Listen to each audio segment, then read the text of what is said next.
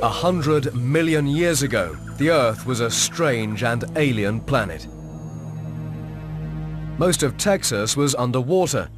Where Glen Rose stands today ran the shoreline of a vast inland sea. A sea which divided North America in two.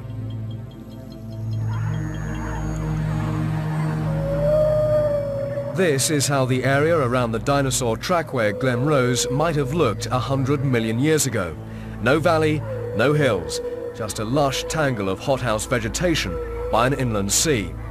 And in the shallows lumbered giant sauropods.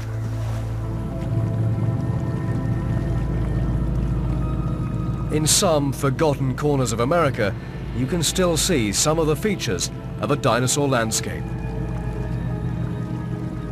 This is the Cape Fear River, North Carolina. To the casual eye, it's a beautiful yet forbidding place.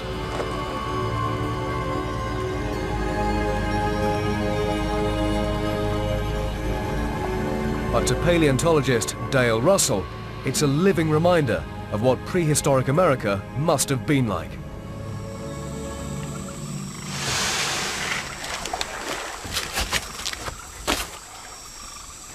The general climatic conditions were intensely hot. The trees themselves, the foliage was very thick, rough. The plants were often low to the ground. I think that it would be like in tropical Africa today, where the light wouldn't seem like it was producing all the heat, but the radiation from the sun would almost be like X-rays passing through us. I think the heat and the humidity would be very difficult for us to support. Sauropods thrived in such conditions. Ball cypresses, ferns, magnolias, these provided their staple diet. But surprisingly for such large creatures, they didn't eat all that much. The interesting thing that we find when we calculate the plant requirements, the food requirements of dinosaurs is they're almost exactly the same as mammals that are much smaller in body size. However, the size of these animals was several times. They were on the order of 10 times or more heavier. The heaviest elephants, I suppose, are on the range of 10,000 pounds roughly, and these sauropods were on the order of 65,000 pounds, and they were eating as much as an elephant would. So the immediate effect, visual effect of seeing those animals would be that it's impossible. They cannot possibly find enough sustenance here. Russell reveals vital clues about the way sauropods like Pleurocoelus were built. They may have walked like mammals, but they shared at least one characteristic with lizards. They were cold-blooded. Their metabolism was determined not by how much they ate, but by sunlight and ambient temperature.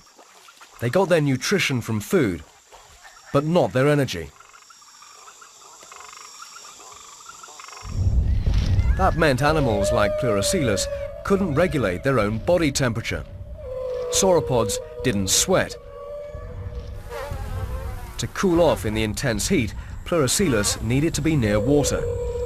And that's why they used the beach as a freeway. Living in the environment they did, they were almost certainly thermally stressed. And the easiest way, if you don't sweat, to cool off is to get wet and let the water evaporate on the surface of your body. It was the beach-type terrain which allowed the footprints to be captured and preserved.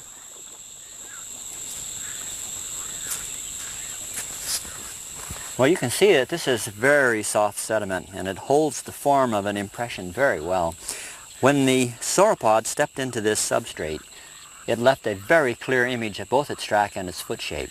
And what happened in this substrate, this sediment, which was permeated with calcium carbonate, it was slightly raised above sea level, and then it set like concrete.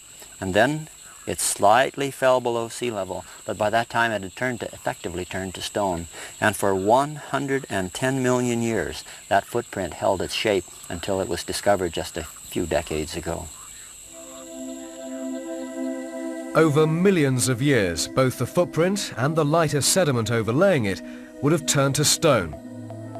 It was the top layer of fossilized sediment which the Paluxy River eroded, revealing the footprints intact. And it's the footprints that hold the key to the mystery. They explain how a predator could make an attack on prey 5 times bigger and 10 times heavier.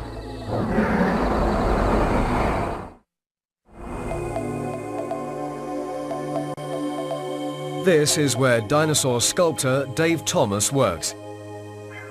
It's where he's created some of the most accurate and fearsome replicas of dinosaurs ever made. But today, his partner Jim Farlow has brought a special artifact for Thomas to see. A copy of the original chart that dinosaur hunter RT Bird made of the Glen Rose trackway. There's a lot of it. The chart is 26 feet long. It's this sequence of prints that describes the chase sequence as Bird saw it. And there are a number of interesting things that you can see in this chart. One of the things I did... Bird's theory was controversial because he saw an interaction in the footprints of the predator dinosaur and its giant prey. Fellow scientists argue that the 2 sets of tracks were made at different times. But controversial or not, Jim Farlow believes Bird had it right. First of all, in addition to both trackways making a gradual bend to the left in a first-order change of direction, if you will, superimposed on that, you have some second-order slight changes in direction, wiggles along the main path, and both trackways make those at about the same point. And it's hard for me to visualize why the 2 trails would be doing that if the animals were not making them about the same time. If you kind of visualize the animals standing in their prints, how big the animal would be relative to the way that footprints are drawn there, it looks like, to my eye at least, as though the carnivore is as close to the sauropod as it can possibly be without physically colliding with it. And it maintains that distance. For Dave Thomas, the message in the tracks looks very familiar.